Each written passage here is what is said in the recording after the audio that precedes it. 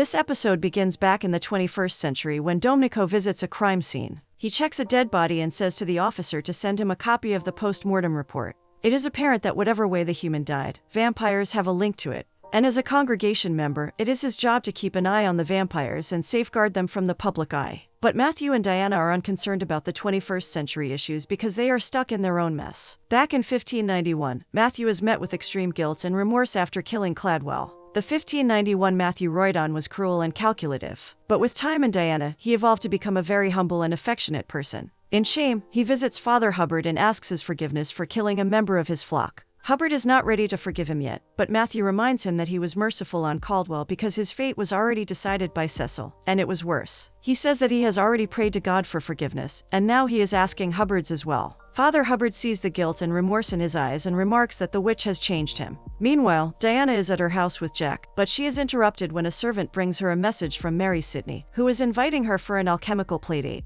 She gladly accepts and meets with her hero and friend. At her place, Diana mentions the Book of Life, and Mary says that she has not heard anything about it. But the Queen's astrologer, John Dee, has an astounding book collection, and is very knowledgeable in this regard. Diana gets hope and thanks her new friend for the help. Matthew and Diana then pay a very desperate visit to Dr. Dee and his known library. The doctor is quite an old, wise man and welcomes Diana and Matthew warmly, but he appears to be distressed. Upon asking, he reveals that his previous assistant, Edward Kelly, left him alone in Bohemia and stole one of his books by replacing it with a lesser book. Diana guesses that Kelly is in possession of the book, but now the issue is that there is no confirmation that the said person is in Bohemia, or not. Later that night, Diana sneaks up to Jack and Matthew, talking about a nightmare Jack saw. Diana looks at both of them fondly and sees how she has found the family she so desperately craved. After Jack clams down, Diana takes Matthew to his workplace to talk about their plans for Bohemia. Matthew says that there is no confirmation that Edward has the book and is in Bohemia. Diana says to not take risks regarding the Book of Life, so she suggests that they both travel there to retrieve the book themselves. But Matthew denies this, saying that he does not want Diana's safety to be compromised. Diana tries to interject, but he quickly reminds her that England is going through witch hunts, and now the Queen and Cecil are suspicious of Matthew, so her going on such a long and challenging journey can be very dangerous. Seeing that Matthew is too much in his head, Diana quickly changes the subject and mentions how he handled Jack previously. This seems to soften Matthew, who comes back to his affectionate self. The next day, Diana goes to her torturing classes at Goody Alsop's house, where a group of witches greets her. She stands inside the circle the other witches form while Goody sits in front of her. She then asks her what she is seeing. This means that Goody wanted Diana to use her inner eye and look for magic around her.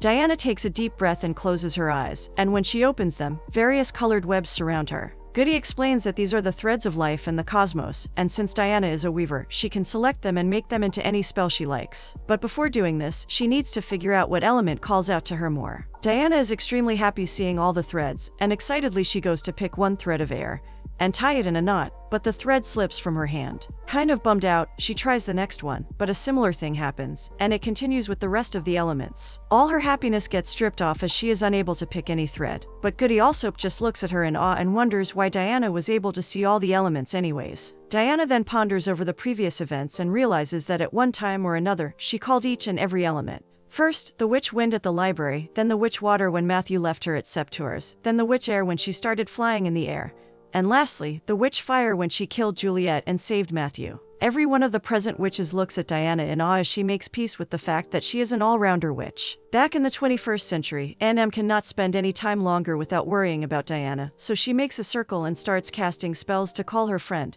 and Diana's mother, Rebecca, from the dead. As she chants the words, a smoky figure starts appearing in the middle and slowly takes up the shape of Rebecca, but soon, an unwanted evil shape starts to appear in it, and M quickly dissolves the smoke, eliminating any connection she previously made. Well, it seems like M was not the only one who had a dark presence looming over her. Cecil comes to meet and inquire about Diana in hers and Matthew's home. Diana, being the brave person she is, goes on to meet Cecil with confidence and courage, but Cecil does not like how straightforward she is. Matthew takes notice of the tension and tries to deflate it, by explaining why he did not reveal Diana's existence sooner. But Cecil cuts him off and says that the reason does not matter, because the Queen demands an audience. Even though Diana is brave in front of Cecil, she is now realizing the gravity of the situation and is stressed about meeting the Queen. But soon, her new friend, Mary, comes to help and says she will prepare Diana for the royal meeting. Diana is thankful for the offer and eagerly accepts it. During the meeting, Queen takes sharp digs at Matthew and says that marriage does not suit him. She then says that a man can only be loyal to one woman, making Matthew choose between Diana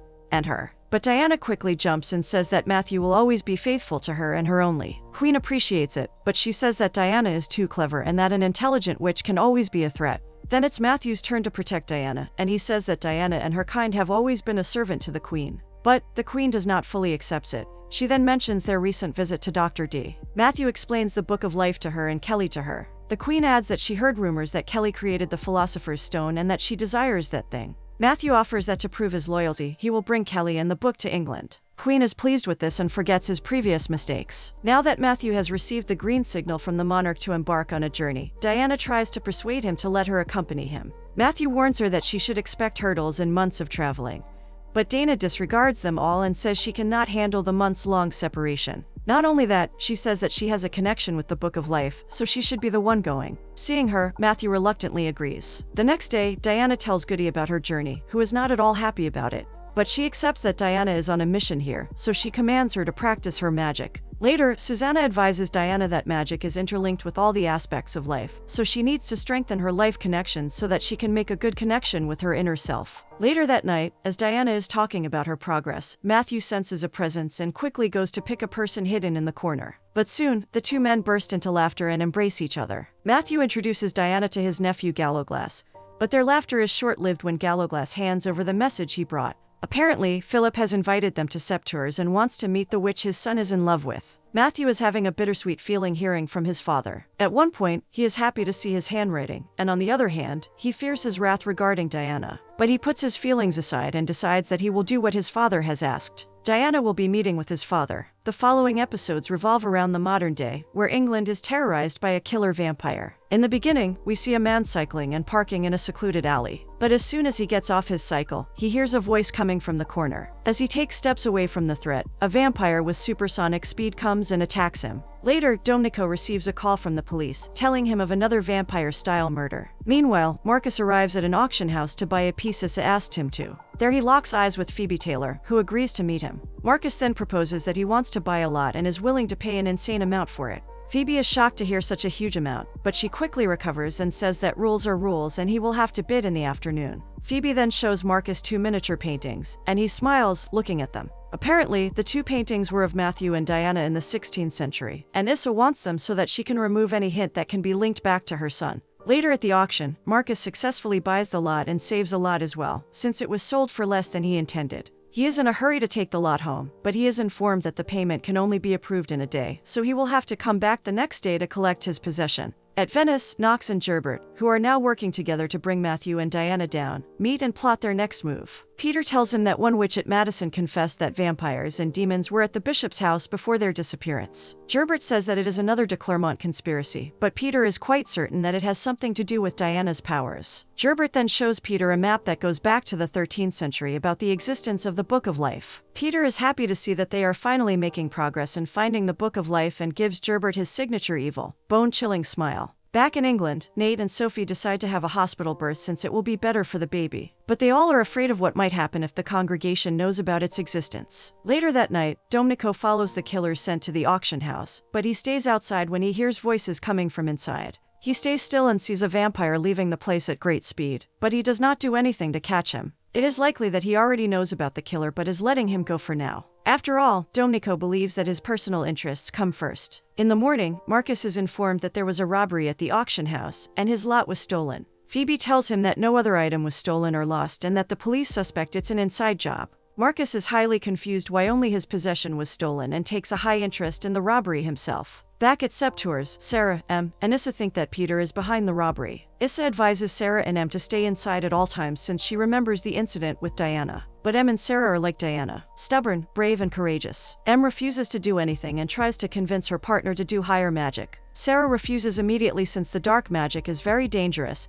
and uncertain. She makes Em promise not to try it, and Em does so. While things are tense with the robbery, Marcus decides that it is the perfect time to have a date. So, he asks Phoebe for dinner, and they both go to a fancy restaurant to relax. Phoebe talks about herself, saying that she is a history fan, and Marcus thoroughly enjoys her blabbering stuff about herself. They both lock their eyes for a moment, but the magic disappears as Marcus sees Domenico. He excuses himself and meets with Domenico, who tells him about the vampire blood rage murders. Marcus denies them by saying that Philip eliminated the disease centuries ago. But Domenico only shows his proof. Marcus then dumbly mentions the lot he brought, and Domenico picks it up, but he does not show his newly founded interest. Marcus returns to his date, but he is visibly upset and stressed over the killings. Later on the walk home, Phoebe says that Marcus is hiding from her, and it bothers her. Marcus cockily deflates the conversation to another side to ease her mind. In France, Gerbert comes to meet Issa outside Sept-Tours and mentions the blood rage killings. He then tries to poke Issa about the rumors about her blood carrying the blood rage gene, but Issa, being the boss she is, asks him to send an email next time. Meanwhile, despite the promise, M still tries the higher magic and, this time, successfully creates Rebecca's image. But the spell does not last long as Rebecca disappears again, leaving M distressed. In England, Marcus takes Phoebe to his home, where they both spend the night together. But later, when Marcus is asleep, Phoebe goes downstairs and snoops around. She finds a packet of blood in some of Marcus's old photographs. But before she can snoop any further, Sophie interrupts, and eventually, Marcus comes downstairs to check what is going on. Phoebe asks why he is in the images, but Marcus only replies that it is much more complicated. Unsatisfied by the reply, Phoebe leaves and tells Marcus she cannot trust a con artist. Meanwhile, the next day, the heartbroken Marcus is visited by Baldwin,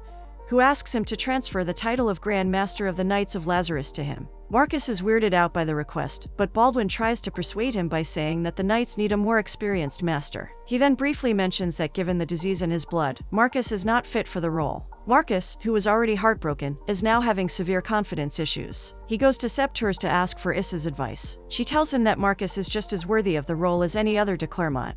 Then she drops the bomb on him and tells him that she was the original carrier of the blood rage, and everyone sired by her eventually spread the disease throughout centuries. Marcus is shocked by the revelation but also angry that he was not aware about the disease in his gene beforehand. He turns his anger into determination and decides that it is the perfect time to prove his worth. He will become the Grand Master and rebrand the Knights.